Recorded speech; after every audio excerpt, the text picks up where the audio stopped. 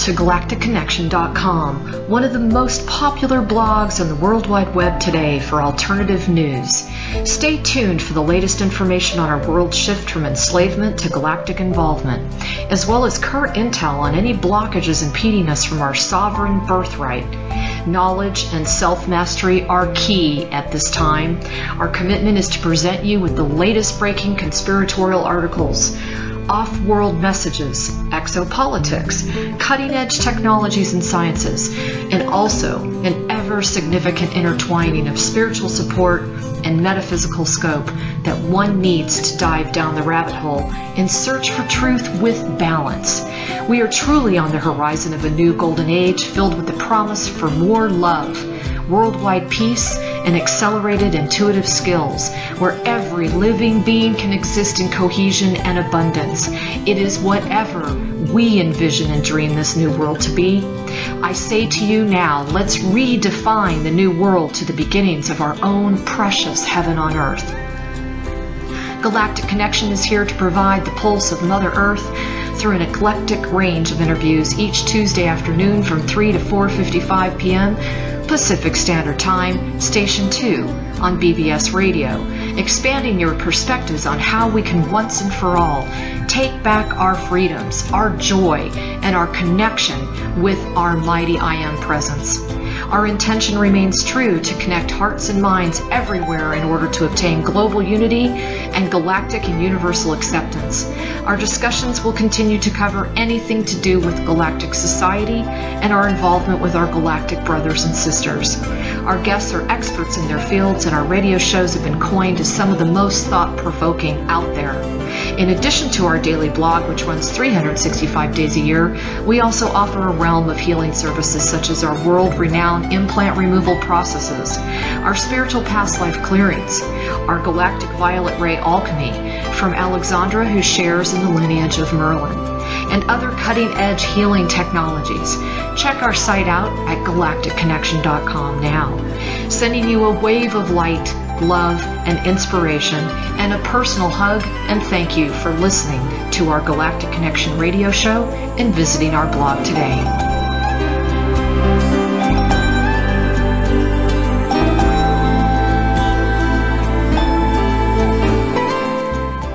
Good evening. This is Mike Harris broadcasting on veteranstoday.com as well as freedomslips.com, Studio B, Revolution Radio. Our guests for, let me give the whole thing. Today's date is it's Thursday, December 10th, 2015, and our guest for this hour is Alexandra Meadors from Galactic Connection. So Alexandra, welcome. Thank you, Mike. It's actually Alexandra Meadors. Meadors, I'm sorry. No problem. Well, that's the worst mistake I make. I'm still having a good day, right? Believe me, I make mistakes. Very many mistakes, Mike. Oh no, you have no idea. You have no idea. But anyway, welcome. I invited you on because you said that you had some. You wanted to talk to people and expand your audience a bit and let them know about these big changes that we're all facing. So that's why I've welcomed you on and glad to have you. And I still want to thank you again for having me as a guest on your show, because that was one heck of an interview that got thousands and thousands and thousands of downloads and replays. It was really a dynamite one, and you did a great job. Thank you. Yeah, I felt like the power between us was very apparent, and it was orchestrated divinely. I mean, there's no question about that. And it's very important right now, Mike, because you're bringing in so much of the knowledge coming from the political sector as well as the military sector, and I'm able to come in through a completely different avenue with the metaphysical and the spiritual aspects. Okay, well, why don't you tell the listeners a little bit? Some of them probably have heard of you, some of them probably haven't. So why don't you tell us who you are, what you do, and how you got into this field? Oh, wow. Well, back in 2011, I was lying in bed and I started receiving some messages about how I needed to get a blog going. And I ignored it. And when 2012 came around, the messages became very, very, let's just put it this way, they were very emphatic. And on February 10th, 2012, I began building the galacticconnection.com daily blog. And the whole focus on it was to try to start presenting information such as what you guys put out there, but through the lens of a lot less fear porn and through more of a neutral aspect, kind of teaching and training and assisting people and learning to discern through all the plethora of information that's out there on the internet. So I was called in to do that and mix this information with the spiritual aspects as well as the ufology aspects, because those are the three core trailblazers of the world. Those that believe in and absolutely know beyond a shadow of a doubt that there are extraterrestrials that exist.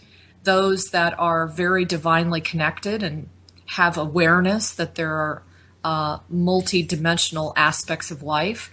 And then, of course, there's the conspiratorial side of things where you have your whistleblowers and those that are very aware that the truth lies way beyond the mainstream media.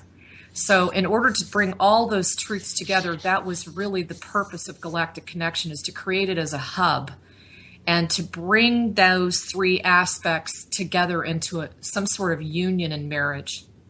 And that's where it all started. I do have, the experience of being around a lot of military. My father was a fighter pilot. My grandfather was a fighter pilot. Just about everybody that's been associated with my family, as far as my brother-in-laws, were all in the military, including my husband, who, served in the Navy. So I was military brat. I'm very fully aware of the complexities involved when you go and serve for your country. And that was another aspect of it, was the piece of trying to marry also the recognition of the veterans around the world. I just love that when you told me that in our interview, and helping paint a different picture of what a veteran is today. People tend to just take the aspect of war and conglomerate it in with the individual, when in reality, as I said to you before, it's just a rare moment to meet somebody who hasn't served their country and not been willing to die for their country and for the citizenry of their country. They have incredible characteristics. Well, there's one thing that I need to point out, and that's why Veterans Today has been successful as a global organization around the world, and that is nobody hates war more than a veteran. Yeah, good point. I mean, I agree. Nobody hates war more than a veteran. I mean, trust me on this one. It's, well, and Mike, I mean, a lot of the countries around the world, they're forced to go serve time.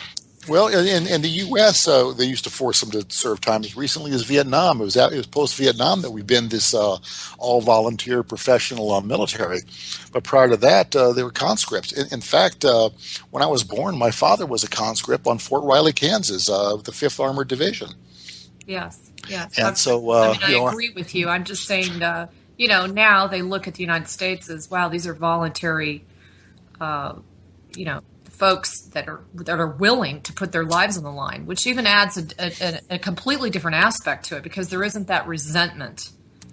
Well, actually, there is, because we had a lot of guys in Iraq and Afghanistan who signed up to be National Guard. And as National Guard, they thought they were going to be, the weekend warrior, going out and doing once a month and this and that and the other thing. Okay, so they get called up and they have to go to Iraq, and they're going to be there for 9 months. And then 5 stop losses later, they're still in Iraq, and they're fuming because they didn't sign up to be professional soldiers and to have to serve 5 tours. That's what's going on. You look at that. That's 45 months. That's 4 years continuous combat duty. That's a lot to swallow, and they weren't real happy about it. And I think that the U.S. military, the Department of Defense, damaged itself. I mean, how badly the Department of Defense damaged itself under the Bush administration. Yeah. They really hurt it, and it's not recovered. And I just don't think the U.S. has got a very viable warfighting capacity right now. And it's not because of budget cuts. It's not because of Obama. It's because of the damage that was done to the the human infrastructure that makes up the professional military under the Bush administration. That's where it occurred. Well, don't you think part of that is all part of the divine plan of segueing us away from the belief that the only way that we can fix something on the planet is to shed blood? Well, I'm the divine plan is a bit above my pay grade, but I would like to think that there is some rhyme and reason behind it, because I look at what I look at as senseless violence around the world. The guest I had on before you is the Veterans Today correspondent and bureau chief in Damascus. And I had her on, because she's the one who's arranged the trips for the VT delegation to go over there and meet with the government and speak at anti-terrorism conferences and things. And it's just humbling to me to be part of these things and involved in them. But we're active. We work this, and I work this stuff every day. But before the show even started, I did an interview on Press TV out of Iran. I had to go put a suit and tie on to do a Skype interview because they wanted to talk about Turkey's refusal to withdraw their troops from Iraq. It's a tough world we live in right now. It really is. It really is. It's become very escalated. Well, you work in the metaphysical and spiritual realm. What are people experiencing right now? Because I see a lot of what I'll call confusion among people out there. One of the things that's become very apparent is that because there is truly a rising of consciousness, there's if you're not aware of that word consciousness, if it's a little bit too heady, there's clearly a sense within every single one of us that we want to go back to the beginning and figure out, how do we get where we are today? We're really starting to look within and recognize that the way we've been approaching conflict and issues and problems, it isn't working. It's been a repetitive record. And so those that are on the spiritual path or the metaphysical path, or even those that are, fully engrossed in quantum physics, you'll definitely see that there's a trend that we are sensing more on an international level, that we are feeling more under attack from a energetic perspective. And this is because we are no longer all these little individual islands, just trying to keep our head above water and survive and pay our bills and everything else. What we're really being called to do energetically is to unite as a front, as an alliance, the citizens of the world, recognizing that things have gotten out of hand. You're talking about war and veterans and things like this. You have so many constructs and institutions on the planet that are definitely not supporting the well-being of the citizenry. And this is really something we're finally beginning to feel. We're really sensing the dissatisfaction within these jobs where before we just thought we had to do it. Now we're kind of saying, I don't know if this is even worth the paycheck I'm getting for it. And so the conflict has become very escalated. We have moved into the galactic center, Mike. And so because on a spatial realm, we've moved into the center of a very illuminated field.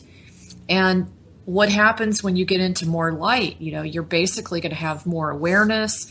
You're going to have more ahas. You're going to have more sudden realizations. You're also going to have a lot of friendships and family issues and people falling away from you as you start changing. Well, let me ask a quick question here. When you say the galactic center, are you talking about where we're crossing the galactic plane right now? Yes. Yes. Okay. Just wanted to be clear. Yes. And so everybody is getting rattled. And this is part of what I call the divine plan. This is essential. We cannot go into something I don't care what your religion is, I don't care how you see your life through a spiritual scope. All of us ultimately desire to have love, peace, harmony, and cohesion amongst ourselves. And we're all really starting to go within and question what we've just been accepting for decades, if not hundreds, if not thousands of years. We're finally stepping back and saying, enough's enough of this. There's so much corruption, there's so many whistleblowers, and there's so much being revealed as to all the incredible illusions and lies that you have to step back and look in the mirror and say, okay, what did I do to contribute to this? We have the choice of pulling away from being a victim and saying this was done to me, or we have the choice of saying, okay, listen, I allowed this to go down, and what am I going to do about it now? Things are very exciting if you choose the latter approach, because you will become instantaneously empowered. There are so many things that we can do right now in order to change this planet. But we are at a critical phase in every aspect of society. So when you say at a critical phase, what are the possibilities? What are we facing here? What's the upside? What's the downside? What's the most likely? What's your best guess? I would say, the downside is you're going to see more and more die-off of very large groups of animals, mammals, and ocean life. So the first thing is we have to start considering, what are we going to eat? Okay, that's number one. Number two, we need to start looking at how we're treating every single living being on this planet, because energy is something that's become like a living room table word. Your mainstream doctor now is fully aware that we are energetic beings, and they're now acknowledging how important it is to recognize the energy that we put into anything. And that goes with how we even slaughter our animals. So we're taking in that energetic imprint. So we have to start looking at that and how much destruction we're doing towards the soil and the farming and the rainforests and all the stuff that we continued in many, many years ago.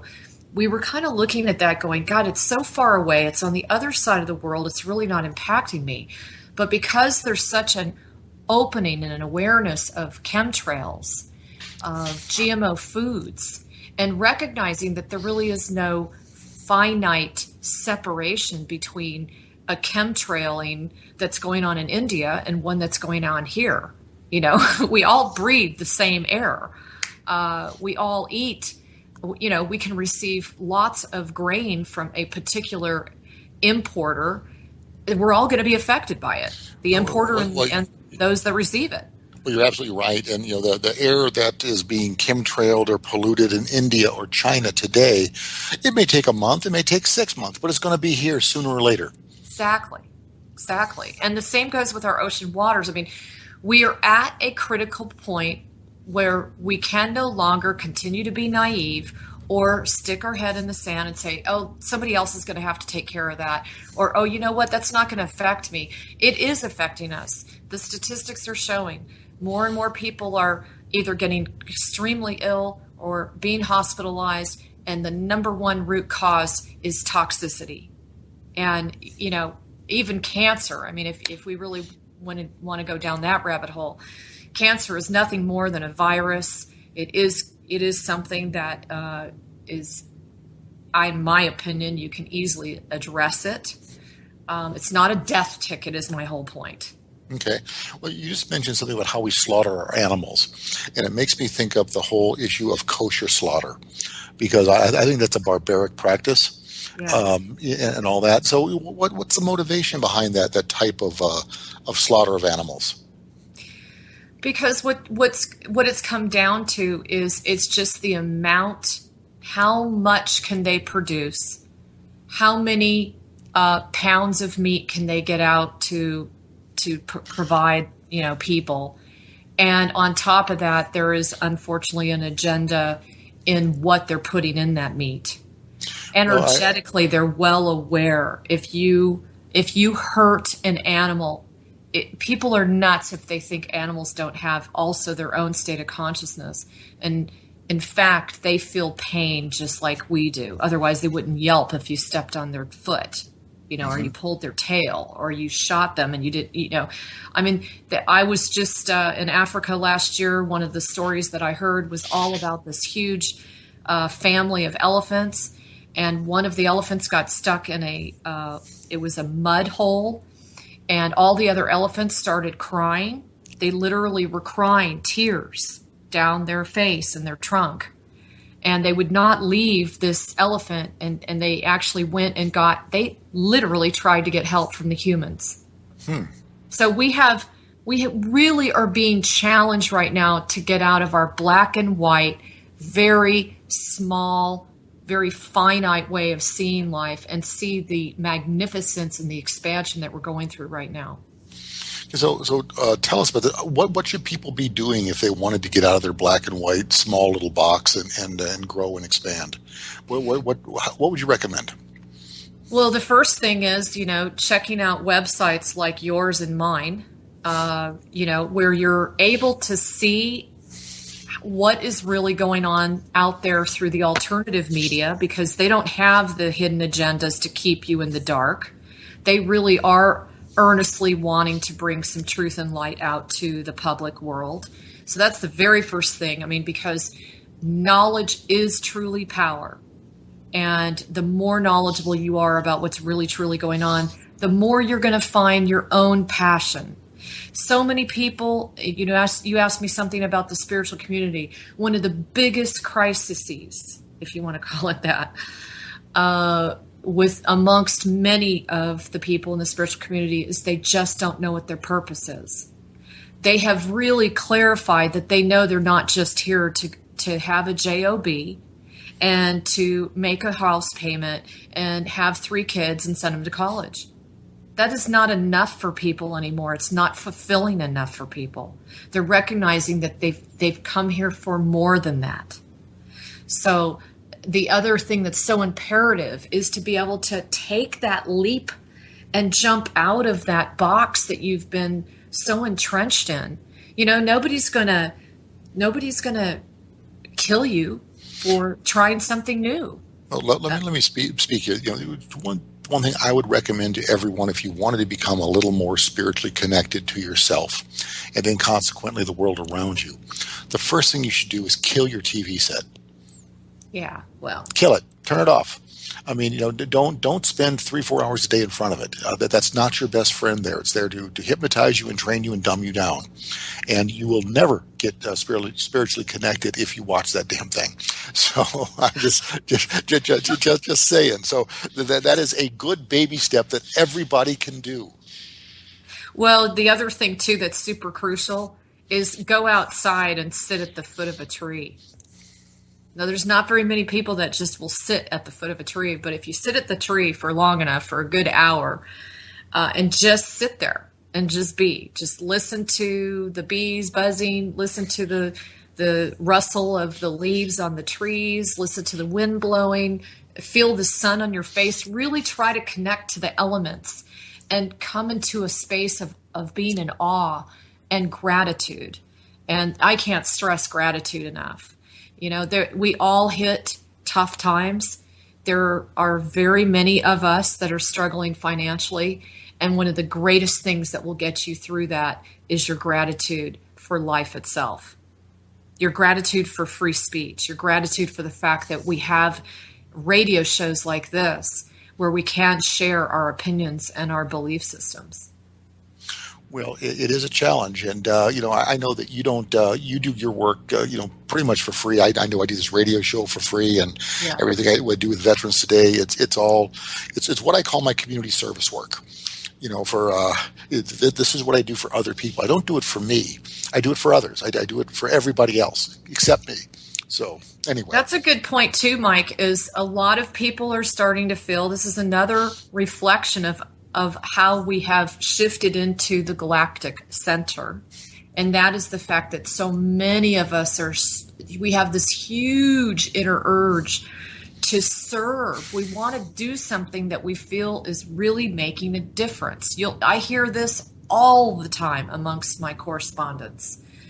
Many of you out there that are listening to this, you may be feeling that, and that's a very normal thing right now. But it's not enough to just feel it. You need to go take action. And he's right. Mike is right. Turning off the TV, going out to nature, putting your feet in the ocean, and just connecting to the natural elements. And of course, maybe meeting up, having some meetup groups where people are really expanding the way you think about things. If you've been brought up to believe a certain way and you're really kind of questioning it, but you feel guilt or you feel shame, there are so many groups out there that can at least support you through that transition. That's another great way to really expand yourself. Okay, so you work around the edges of the ET question. What can you share with people? What do you know, and then what do you speculate? Wow, that's a good question. Well, because of my own experiences, I do a lot of mission work, and because of that, I do work with the extraterrestrials, and I have enough physical experiences to know that they exist, that they communicate with me. And I have so many other friends that have the same. I even have friends that they've physically manifested in front of them. So in my opinion, it isn't a question about whether they exist. It's the question of how much longer will it be before we reject this idea that we're the only ones around town. And again, that's a very restricted way of seeing life.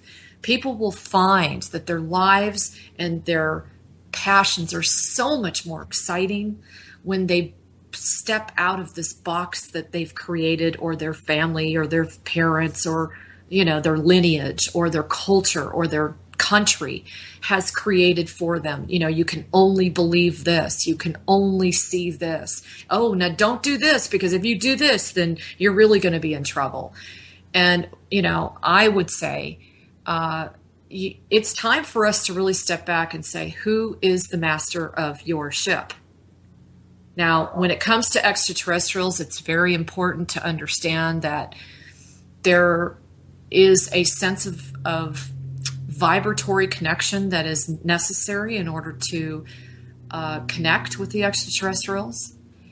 But one thing I can say to you for sure, they are benevolent, the most of them. These are the ones that are not affiliated with the military. And they are here big time to be able to support us through a very difficult transition that we're going through right now, and assist us so that we can get off our knees, become less subservient, and become more authoritative in our own mastery. Really step into our own mastery, really understand who we really are, instead of just feeling like we're a drone that gets up, puts our suit on every day, goes and works for a corporation that, for example, like Exxon or BP, who you've already presented, Mike, that they make gazillions of dollars by spilling people's blood. Do you really want to work for someone like that? These are the questions that are really coming to the surface now. People can't ignore that anymore. No, they can't. I just had a listener send me a note saying, what do these ETs look like, or how do they appear to you as, or they're curious about knowing a little more.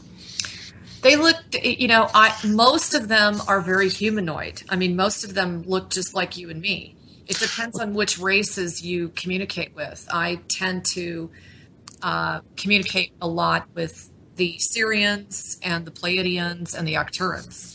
Okay, well, we've got a break coming up right now, Alexandra, so we'll be right back, folks. Give us about 4 minutes more with Alexandra Meadors from Galactic Connection. We'll be right back in a couple minutes. Thank you. Good evening and welcome back. This is Mike Harris, broadcasting on veteranstoday.com as well as freedomslips.com, Studio B Revolution Radio. Today is Thursday, December 10th, 2015, and my guest for this hour is Alexandra Meadors. Alexandra from Galactic Connection. Alexandra, welcome back. Thank you, Mike. I'm still here. Well, good. I'm glad you are. And I was recently introduced to this implant removal process that you've got, and I'd like you to talk a little bit about that, and tell the people out there what it is, what it does, how it works, and what positive effects it's going to have for them. I know it'll vary by individual, but you must see trends on things that this happens with. So, if Oh, you could yeah, definitely. talk about that a little bit, because I want people to understand that there is more to our reality than we can see and feel and detect, that there really is a spiritual aspect to it that affects us in many ways, for the good and the bad. Very true. Well, there's been a lot of information that's come out that back about 400,000 years ago, let's just call it an agenda. There was an agenda from a race of extraterrestrials that were not necessarily looking upon the human race as positive. They were looking to create them as a slaved race, which actually we still are, by the way. And at that time, they decided that they would implant us. Now, these implants are not like physical implants that I'm talking about. There are physical implants, don't get me wrong. These are etheric implants. They are actually placed energetically in your other auric fields or bodies. And there are people that have the gift of being able to see those and being able to extract them. This is a fairly serious process, one in which it is typically felt immediately when they are removed. The purpose of these implants has been put into every person that's ever been born on this planet up until a recent time frame. Some of the children are now not receiving those implants, but we all have had them. And what they do is they're designed to keep you oppressed, prevent you from living to your full potential, keeping you in a mind-controlled environment. And they also draw drama or dissension or unhappiness or what have you. The reason for this is because the implants actually are affiliated with what I'm going to say an extraneous negative being called an Archon. And the Archon is, I guess what I would call it is they're attached and they're affiliated with these implants. When you remove them, you will feel the removal of a parasite, literally. And there's more than one. Normally people, when they go through the process, we've done thousands upon thousands. We're world renowned for this, all over the world, by the way. And when we do remove them, I would say we average about 18 that are removed in the one extraction process. Now, with that, we've come up with a very unique solution because I'm an alchemist and I create essences and oils that incorporate everything from flowers to minerals to colors to homeopathy to music to sound to symbols to you name it. And when you combine those two together, the actual extraction process as well as the alchemy, it's a very good solution because it supplies the individual with the support energetically and the healing support that is needed afterwards. It's not necessarily that you're going in for surgery or anything, but it's a very major process because even though it's on the etheric realm, you may wake up the next day and feel sore. So this is how you'll know. Some people don't have any soreness. But the truth of the matter is when you have them removed, there is a sense of sovereignty. There's a sense of freedom. And you are no longer being used in that particular realm as a host and living in a parasitic condition. So hopefully that explains it. Well, it does. It gives a nice overview, and folks, I'd recommend look into this because it's worthwhile. That's all I'll say right now. But talk more about these archons and how. See, I've had Preston James on a number of times, and Preston and I have talked many times about how we see the evidence of what he's called the third force, something that interferes in the trajectory of human events, and it's been doing this for a very, very long time. So to talk about these archons and how they influence, human affairs on this planet, because it's we know something is out there meddling with the direction that humanity has been going in for a long time. Any insights you can share would be most welcome. Yeah, in fact, the Archons, they're kind of like a disfigured looking, very nasty, gross looking being. And they are attached to other malevolent beings, which are in just about every sacred text known to mankind. We live in a polarized reality. Therefore, we're going to have darkness and we're going to have lightness. We're going to have dark beings. We're going to have light beings. It's a dark light scenario here. We are here to grow, and this is a reality of resistance. So these dark beings have had full throttle for a very long time, and unfortunately, the ratio of darkness to lightness has overtaken this planet. It was not designed to be that way. This is why we're in a transitionary place where we're trying to come back to more of an evened out ratio. So do I understand that you just said that darkness is out of proportion? There's more darkness than there is light currently? Yes. Well, that certainly explains a lot of things. Yes. And that proves itself to be true because we're at the end of a world age. And at the end of a world age, almost anyone that you have read about, even the Roman times, at the end of their world age, it was very corrupt. It was very diabolical. Society had completely lost their moral compass. And we are, in many ways, recognizing that. We're kind of stepping back. I mean, the younger people that are coming forth today, they're really questioning a lot of the frivolousness, the lack of commitment, dedication to children, for example. I don't want to go into criticism or anything because people have got to do what they've got to do to survive. But there's such a change in the way in which people are looking at even bringing up their children now, taking more of a participatory role. Let me comment on that, because it seems like everything has gone from a deeper level to a shallow level. Like everything that we do is all superficial. It's all topical. Like people, their personalities, everything. They have the depth of a puddle on the sidewalk. It's just seems like no one. It's very rare do you meet people with true depth these days. And I see how our kids are being raised, and they're so materialistic, and they want to spend their time playing computer games and not interacting. They'd rather play the computer game than go outside and play. It seems like a very different way from the way things were just a few years ago when I was a kid. Well, the only thing is, Mike, the only thing I would disagree with you on is that we are shifting into a higher awareness about that. I find that because it's gotten so bad, because even the school districts have gotten so bad, and the things that they're allowing to educate their children have gotten so ridiculous. It takes something so bad to wake people up, and that's what's going on. I mean, we've had to literally hit rock bottom in order for people to snap out of it and understand that nobody's going to do this job for them. No one's going to create a better life or have a better school system or, possibly take better care of our own health than ourselves. So we're starting to shift. We're really literally starting to open our eyes, and we're recognizing that we've lived a lie from the standpoint we've believed in government, which means mind control, by the way, and we've believed that they have better intentions for us than we do for ourselves.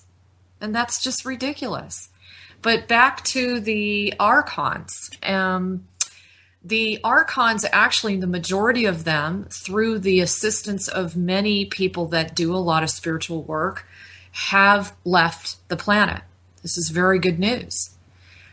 We still have some archontic attacking going on, of course, but what we're really running into is we're running into more of the demonic element. And this is because as an entire planet, we have raised our vibrational rate, which literally raises us to a different octave. And when you go into a different octave, you go into a different octave of dark and light beings. And so we're contending with a different type of dark being. We refer to them as hyperdemons. And that's what people are experiencing now. These are the types of attacks that people are getting. So when you say an attack, what do you mean by that? What will people? How will they know? What will they experience? Well, what people have taken all along is just feeling badly when they went over to visit. Let's just say they had a brother who has always hated them, and they never got along. What they're actually experiencing is psychic attack. People do not understand that when you send out something as ferocious as hatred to another living being, it could be an animal even, it is an energetic wave. It has form to it, and therefore it is sent on the airwaves to the other party, and they feel it, and then their field is affected greatly by it. So that has been accelerated from these other beings, because what do they not want us to do? They don't want us to grow and ascend into a higher state of consciousness, because they are parasitic beings. They live off of our unhappiness. They literally live off of what we refer to as ectoplasma. And ectoplasma is created through dissension, grief, disharmony, unhappiness, etc. Now, when you're in joy, you're actually creating a light form, a light wave, and it's a different scenario. They don't live off of that. So they want to keep you down. They want to keep you miserable. They want to keep you in disarray in your life, in your finances, and in an unhappy home, etc. So this is where a lot of is that where these implants come in? Is to put these disruptors in people to not allow them to achieve stability, so they can get to the place of joy, but to keep them constantly in insecure, fearful, unhappy places. Correct. Absolutely. This is it is an implant. Now, when you think of an implant, you actually think of maybe like one of those little needle-like objects. You've seen them on UFO shows and things like that. But these implants are in all different shapes and sizes. They're embedded etherically, and their whole design is to keep you down. Their whole design is to keep you unhealthy. I have heard people that have had their implants out and instantaneously are different the next morning. Instantaneous experiences of chronic illness that went away. Why is that? And it's because the parasite that lives through the implant, they live off of your energetic field. And I can tell you right now, if you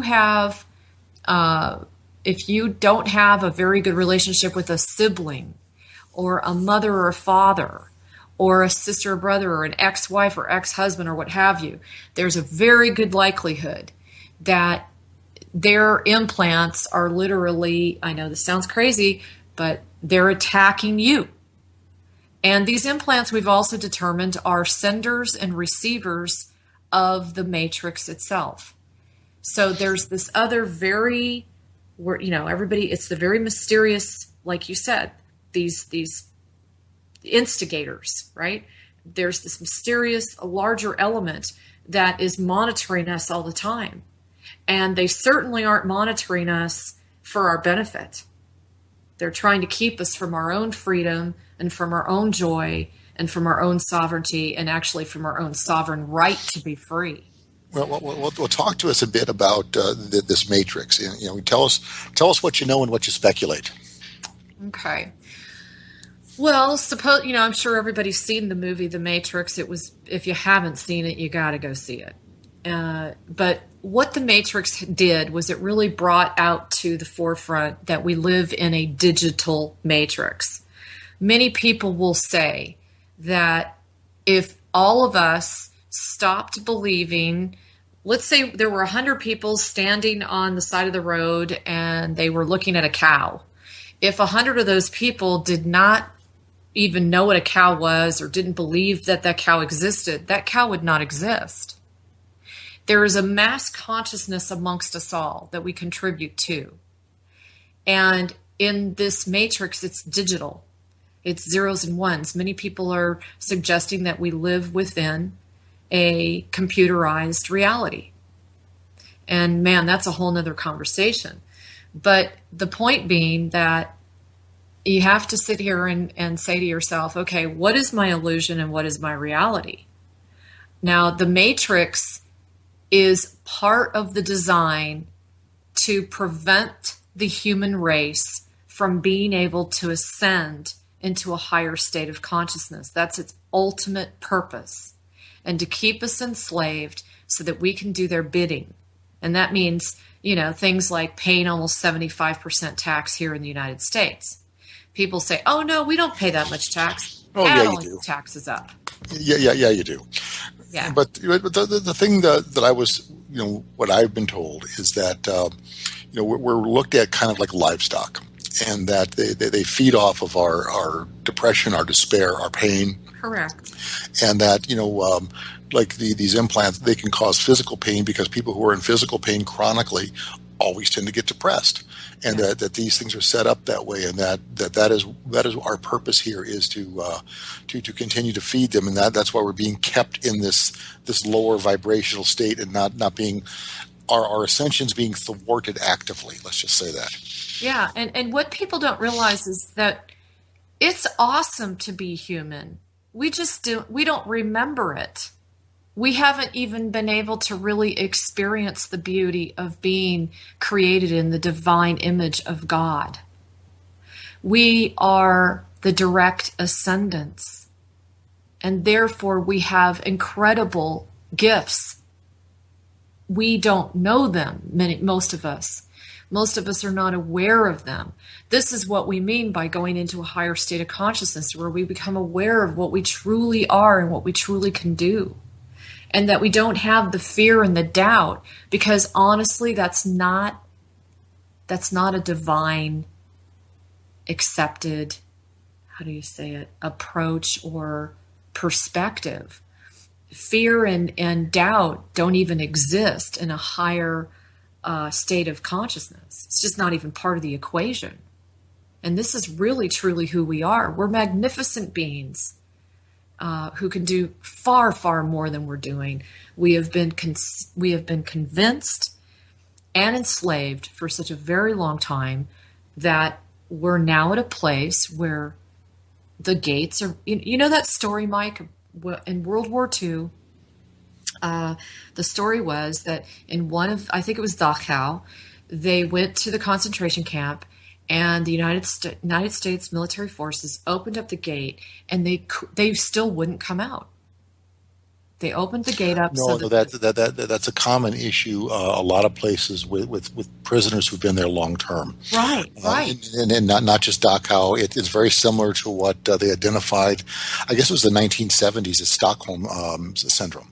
Yes. To where the people become dependent upon their captors for their survival, and so they develop a relationship with them that's very strange. And so am I to infer then that this is a bit of what the human race has going on with with these archons and these demonic forces? Yes, that's exactly it. And we are at a place where we're starting to break free from that.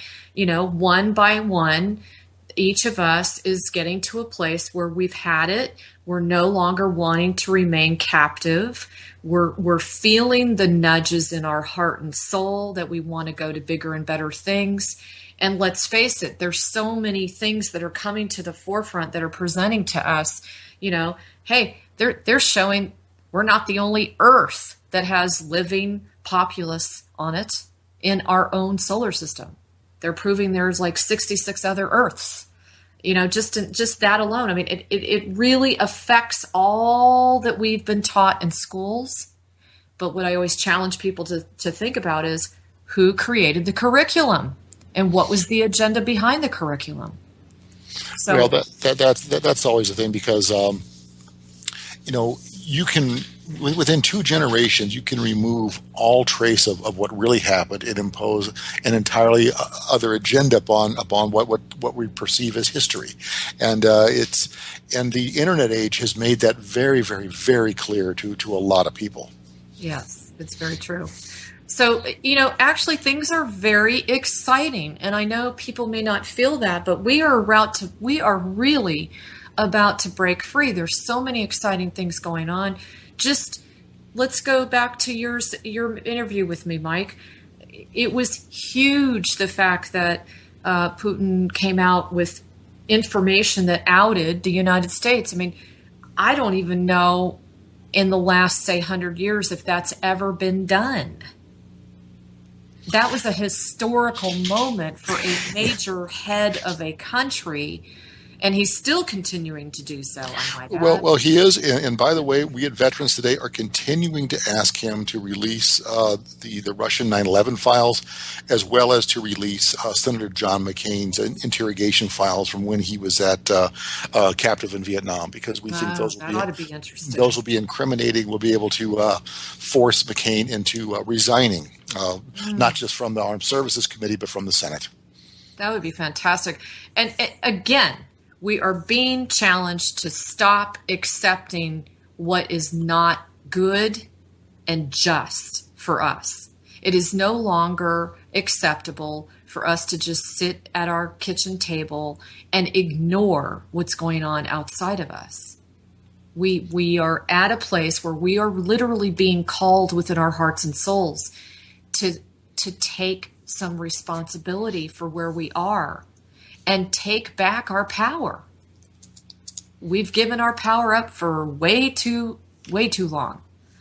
And, the implant removal process is definitely one of the greatest steps to help you with that sense of freedom, that sense of empowerment, giving you some courage to step out and really become more of what you've always dreamt yourself to be. Mike, we literally are stepping into a new renaissance. Well, I like to think so. That would please me, very, very greatly. I've always heard about the coming golden age, and I would like to be part of it. But you are part of it. You have to understand. As a teacher once reminded me, this is the first time in history that we can speak openly about our spiritual beliefs and not be executed or beheaded. Well, that's very true. I mean, even 100 years ago, you would still have a really, really tough time if we had a conversation like this. And you go back 300 or 400 years, and we had a conversation like that, we'd both be burnt at the stake. Oh yeah, no question about it. But now there's a lot of support from the light in helping us. All we have to do is just meet them a part of the way by saying yes and allowing the concept within our own minds and hearts, just thinking that there's something better than where we are right now. We've been stuck for so very, very, very long, and it's time for us to break free of this. Well, I couldn't agree more, and I think it's up to all of us to empower ourselves and to take back as much of ourself as we can, because we give so much of it away on a daily basis, and we allow ourselves to be put into situations where we can't say no. Well, you can say no, and sometimes you should say no. Sometimes you should say hell yeah, but other times you should say no. And very true. And you know what, Mike? I remind my audience all the time. If you look at the number of earth changes, volcanoes, earthquakes, and all the storms and things like that, if you look at them over the last couple of years, it is unbelievable how far less of a loss of life there has been. And So if this would have happened 50 years ago, 100 years ago, these big hurricanes and these volcanic eruptions, you think the loss of life would have been much greater? Definitely. And do you think this is representation that we are receiving support? I just thought it was better, more advanced forecasting so people could evacuate the areas. No, not necessarily. I mean, you might have some of that, but I'm just saying. I mean, look at the earthquakes. That a lot of people won't be evacuated in those cases. And there's just so many less. When I was blogging all the time, I noticed it very, very clearly. Well, Alexandra, I hate to say this, but we're out of time for the day. No problem. And thank you so much for joining us. And we'll have you back on again soon, okay? Thank you, Mike. Thanks for having me on as well. Hey, thanks, Alexandra. And everybody, thanks. I'll be back on Tuesday with hopefully new and exciting guests. Everybody take care. Have a nice evening, and we'll talk to you soon. Bye-bye. Bye.